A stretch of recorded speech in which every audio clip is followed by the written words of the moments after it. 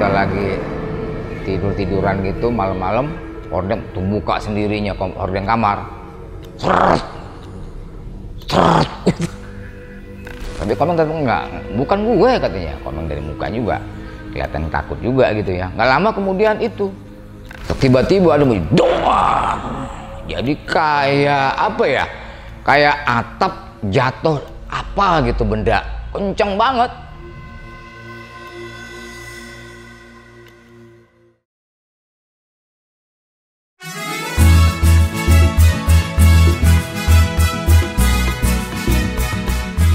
Ya sekarang kita lagi santai. Ada tamu ada Kita kupu-kupu iseng. Mana? Ada. Lah emang ada kupu-kupu emang menandakan ada tamu? Iya, kalau kata orang dulu, rumah kita kedatangan kupu-kupu. Ada tamu. Kayak dulu di rumah bapak tuh ada kupu-kupu malam, tuh ada bininya. Pak Jarwo rumahnya didatengin kupu-kupu malam. Bisa aja nih Bang Komeng nih. Maksud lu apa nih? Bawa Komeng segala si racun itu. Loh, sosok yang menyerupai Pak Jarwo. Oh sosok menyerupai gue, emang gua. Lu nonton apa sih? Ini Bang, video lo sama Komeng. Oh. Katanya rumah lu didatengin kupu-kupu malam. Kupu-kupu malam. Gila aja dia mah. Kupu-kupu siang juga banyak yang datang. Siang. Ya kupu-kupu malam konotasinya kan beda lagi. Komeng didengarin loh. Iya.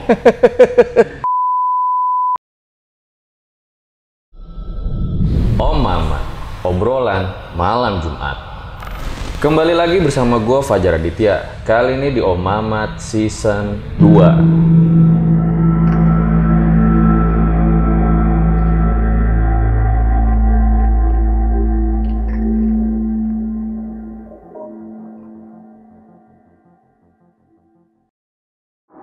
Terima kasih buat kalian yang telah klik video kali ini.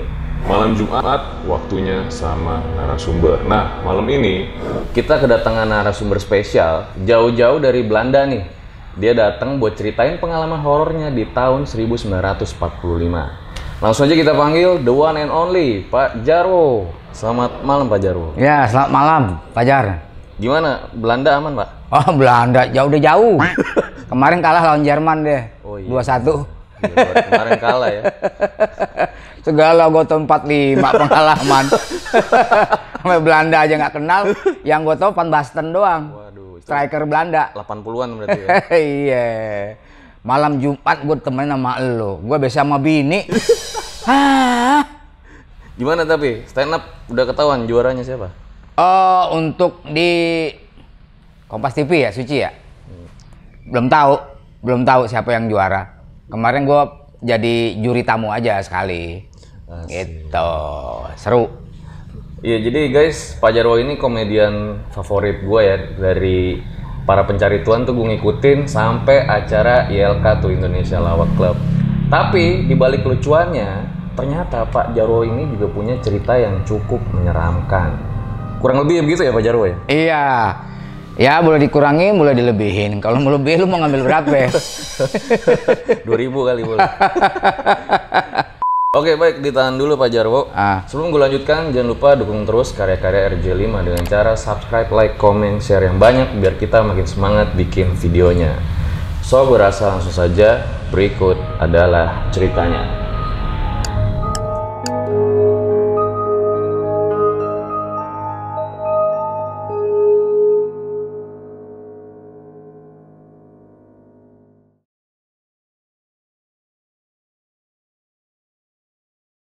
Iya, saya Jarwo Kuat, punya beberapa pengalaman tentang yang berbau horor ya.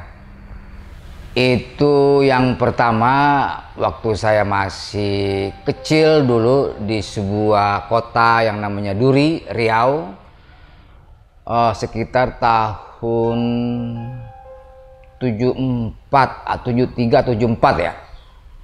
Kalau 77 nggak enak sama STLR.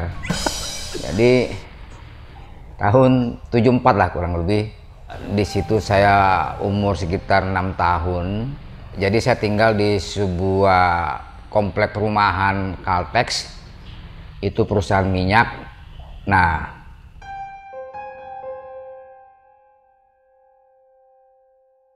Ada suatu hari itu, jadi di pinggir komplek itu ada hutan.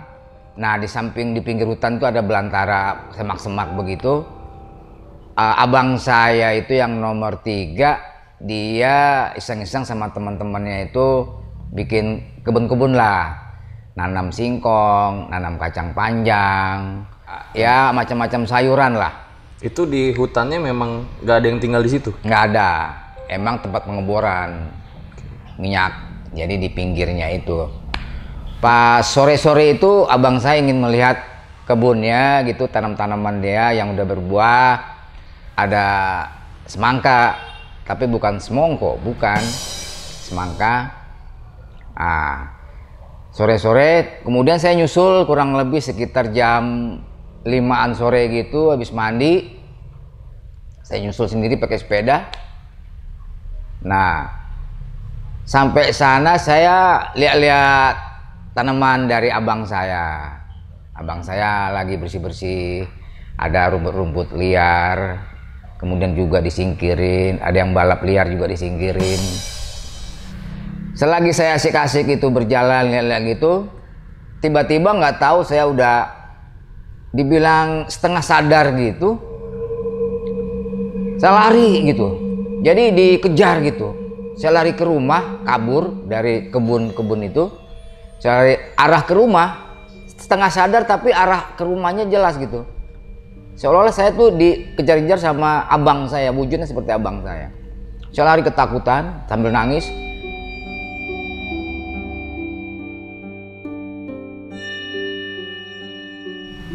Sampai saya masuk ke kamar mandi masih dikejar juga, kemudian dipeluk sama ada asisten rumah tangga pas lagi nyuci.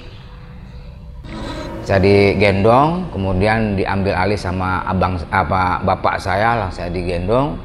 Nggak lama saya sadar setelah digendong, kemudian panggil orang pintar, ada nenek-nenek, bukan nenek gayung, bukan, ada nenek lah pokoknya, orang pintar.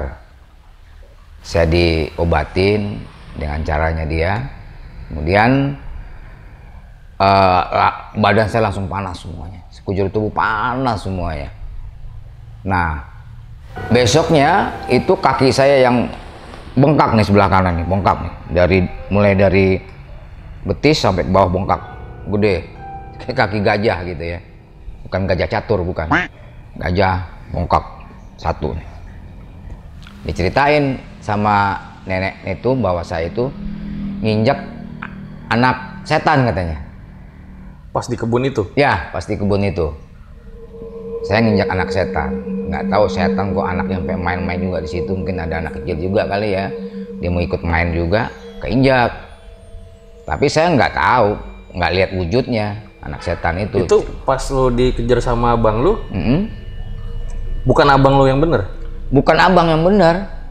Wujudnya seperti abang saya sendiri gitu, abang gue sendiri. Ada yang aneh nggak dari pas lo dikejar itu? Yang aneh apa? Nggak ada sih yang aneh, maksudnya seolah saya dikejar sama sama abang gua gitu. Tapi lu pengen lari aja gitu ya? Ngelari terus aja, tahu sampai rumah. Nggak pengen ditangkap sama abang lu gitu? Kayaknya mau ditangkap kayaknya mau ditangkap. Firasat lu, gua harus kabur gitu? Iya, harus kabur.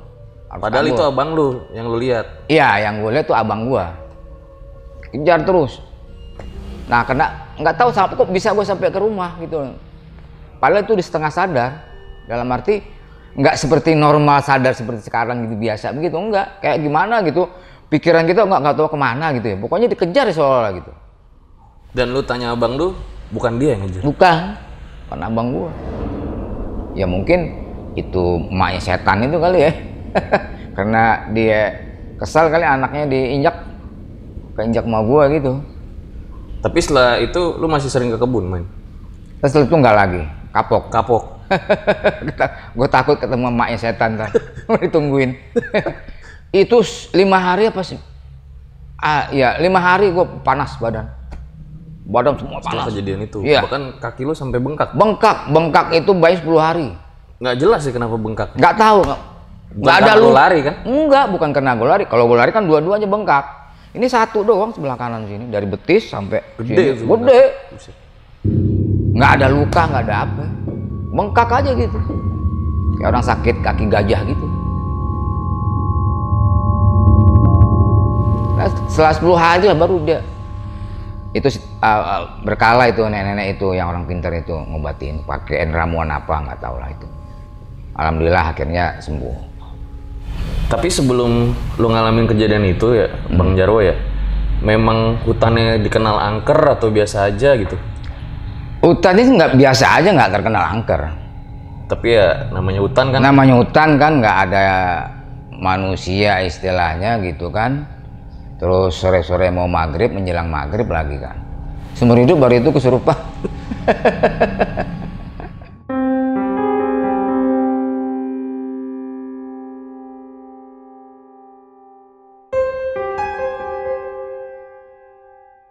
Ada lagi Pak Jarwo yang sampai sekarang kejadian orang nggak bisa lo lupain lah?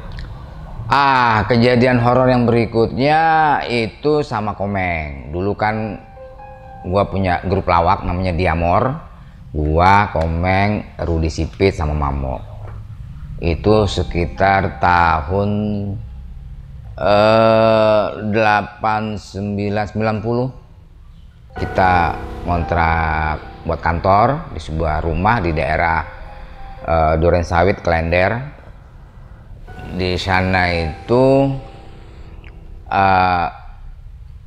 kita nggak tahu bahwa angker apa enggaknya ya, belum pernah ada kejadian sebelumnya.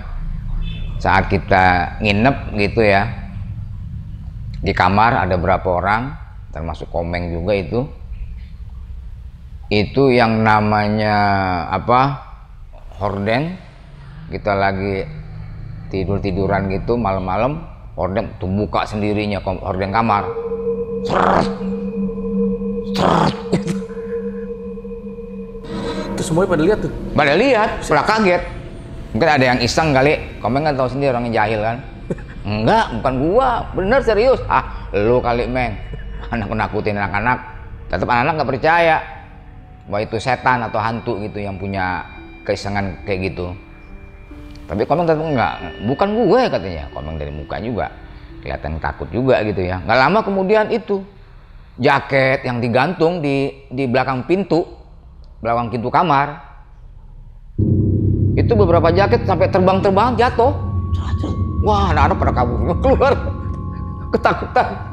Baru percaya itu bukan Komeng. Mungkin Komeng kan di sini, pintunya di sono kan. Terbang sendiri tuh? Iya, banyak.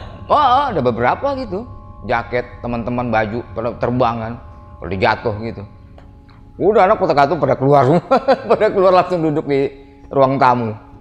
Itu hari keberapa pas nginep? Baru malam pertama? Lupa kalau gue soal itu, hari keberapanya setelah kita ngontrak. Nah, nggak taunya gara-garanya itu ada kru atau office boy. Itu ada office boy, nggak tahu dia bersih ada di belakang itu, di belakang dapur ada tumpuk-tumpukan barang-barang rongsokan. Dan posisinya itu memang lembab. Nah, dibersihin sama dia. Mungkin nggak ada izin, nggak ada apa gitu ya. Nah, mungkin marah itu kali penunggunya itu rumah. Nah, anak-anak perkirakan seperti itu. Gue besoknya malam langsung gue baca Yasin. Sampai 3 kali gue baca Yasin. Bukan ayat kursi Yasin ya? Enggak, baca Yasin 3 kali terus. Udah, setelah kita panggil orang yang bisa juga, akhirnya udah nggak ada gangguan lagi. Gitu. Tapi bener-bener ya itu korden, buset. Iya, korden. Berapa kali? Gitu, terus jaket pada berjatuhan semua. Anak-anak pada ngibrit lagi keluar semua. Itu keluar kamar. Bang Komeng gimana tuh mukanya? Yang sama aja, takut juga. Biasanya dia yang jahil, dia yang dijahilin. Makanya dikira dia nih ngerjain. Iya. Nggak taunya jaket terbang ya. Iya.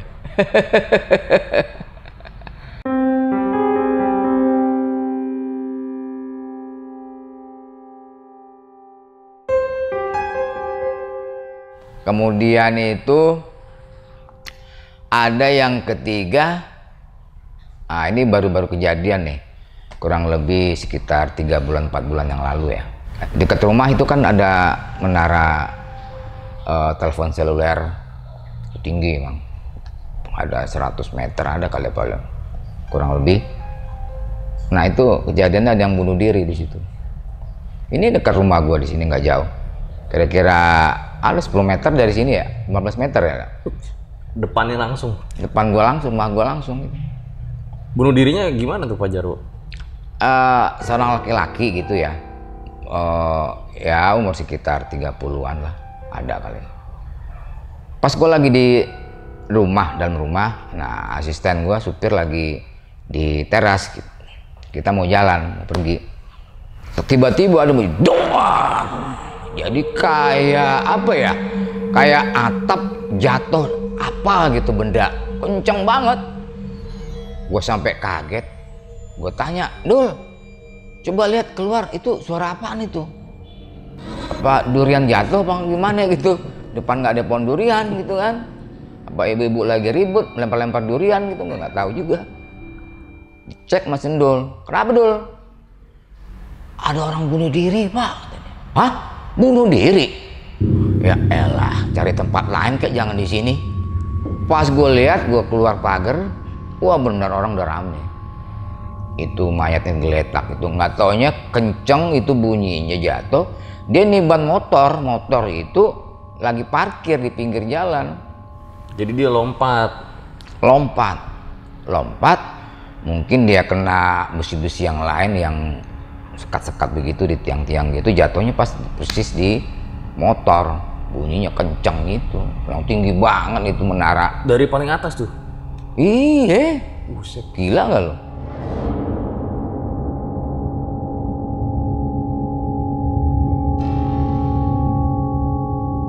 Pas yang rumah di depan menara itu, ngapain lu, turun. Dan tetap nggak mau. Apa lu malah nantangin? Emang agak stres sih dia. Tetap manjat ke atas. Abangnya nggak lama dipanggil, susulin, nggak mau juga turun. Udah, kata abangnya biarin aja, kata dia. Karena sebelumnya emang udah sering jatuh juga dari menara. Tapi nggak apa-apa. Nggak apa-apa. Dan memang kerjanya katanya memang itu. Apa ya, teknisi menara ya, seluler gitu. Jatuh begitu udah rame. Malah polisi datang semua. Nah sama yang depan rumah dibersihin. Itu kan darahnya banyak banget itu. Udah, wah serem dah ngeliat. Gua yang nggak berani gua nengok, paling dari jauh aja. Supaya nggak bau kali, anyir gitu ya darahnya yang. Waduh, kasih itu apa ya? Jeruk nipis. Tuh. Sapuin, dibersihin, disiram pakai jeruk nipis. Nah, beberapa hari kemudian baru kejadian horor terjadi. Itu jalanan sepi kalau malam itu. Ibu-ibu yang depan rumah menara itu yang biasanya kalau habis maghrib jam 7 sampai jam 9 suka duduk-duduk gitu di depan rumah, kagak sama sekali. Pokok jam 9 ke atas udah sepi, di warga nggak ada yang lewat. Nah gua kan dekat banget ini. Itu yang ada warung rokok dekat rumah itu, persis samping di menara itu. Sering gangguin. Gimana tuh digangguinnya? Nyapu di depan rumahnya dia. Tengah-tengah malam jam 1 jam 2 ada suara-suara orang nyapu. Pas diintip katanya nggak ada. Dia masuk lagi, bunyi lagi orang nyapu. Berarti tetangga lu itu kan? Untungnya gue agak ke dalaman kamar gue, jadi nggak kedengeran orang nyapu. Ada suara tangisan. Suara tangisnya tuh mungkin karena itu darahnya dipakein jeruk nipis kali gitu ya. Coba dikasih gula sama es mungkin enakan kali deh.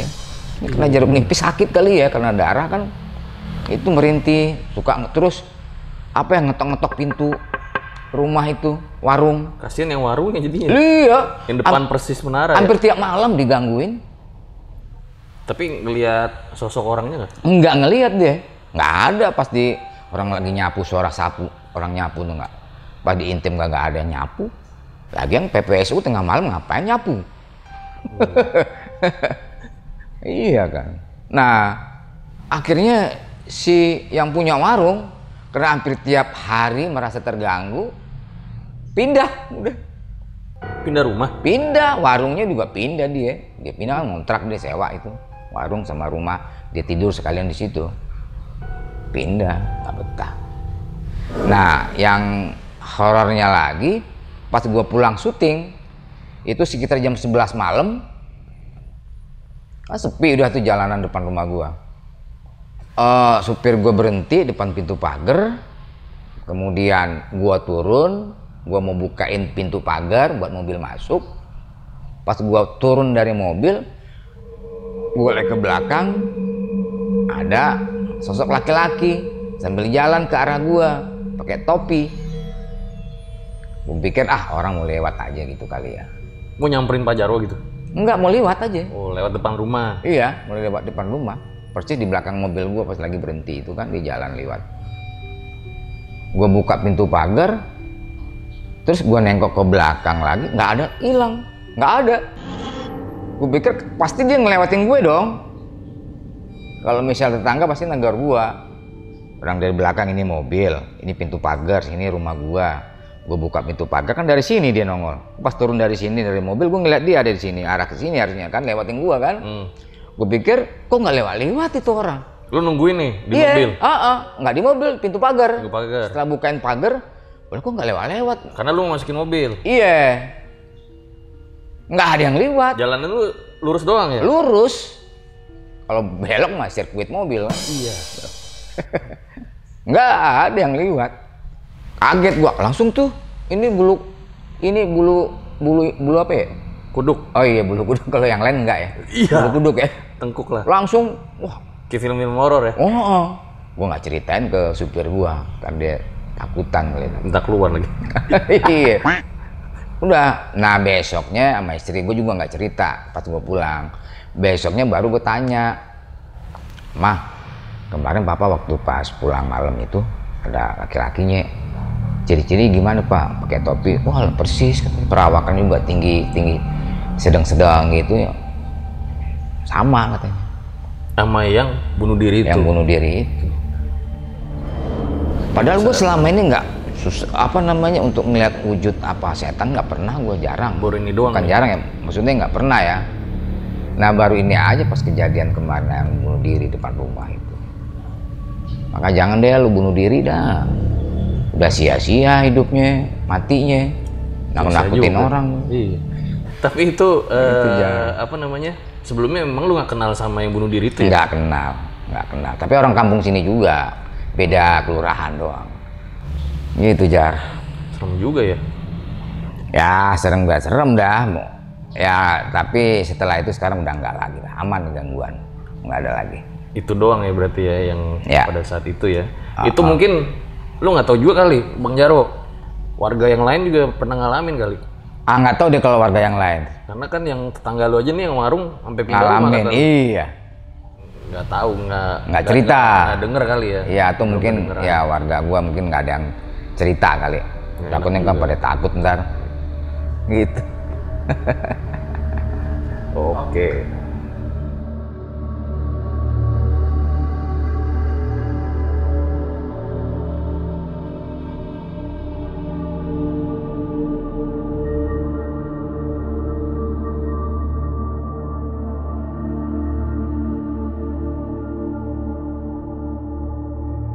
Itu dia guys, sebuah kisah yang luar biasa sekali dari Bang Jarwo ya, dimana ternyata di balik kelucuannya beliau ini pernah ngalamin beberapa kejadian horor.